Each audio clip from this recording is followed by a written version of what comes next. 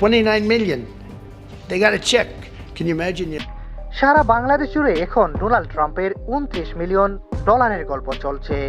একটি প্রতিষ্ঠানকে দেওয়া হয়েছিল $29 মিলিয়ন, যার সদস্য মাত্র 2 জন। ট্রাম্পের এক বক্তব্যেই যেন ঘুরে গেল বাংলাদেশের রাজনীতি। তাহলে কে বা কারা পেল এই 29 মিলিয়ন ডলার নামক সোনার হরিণ?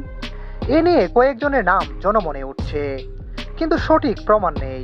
শুক্রবার হোয়াইট হাউসের গভর্নরদের বৈঠকে ডোনাল্ড ট্রাম্প বলেন, বাংলাদেশে 29 মিলিয়ন ডলার এমন একটি প্রতিষ্ঠানে গেছে যার নাম কেউ শুনেনি। ট্রাম্প জানান সেই সংস্থার নাম কেউ কোনোদিন শোনেননি। আর সেখানে কাজ করেন মাত্র 2 জন কর্মী। তবে ট্রাম্প এই বক্তব্যে এই প্রতিষ্ঠানের নাম বলেননি। এ সকল তথ্য নিশ্চিত করেছে টাইমস অফ ইন্ডিয়া। ট্রাম্প আরও বলেন, কল্পনা করতে পারেন একটি ছোট ফার্ম এখান ওখান থেকে $10,000 করে পাওয়ার পর হঠাৎ যুক্তরাষ্ট্র সরকার থেকে 29 মিলিয়ন ডলার পায় তারা। ওই প্রতিষ্ঠানে কর্মী ছিলেন 2 জন।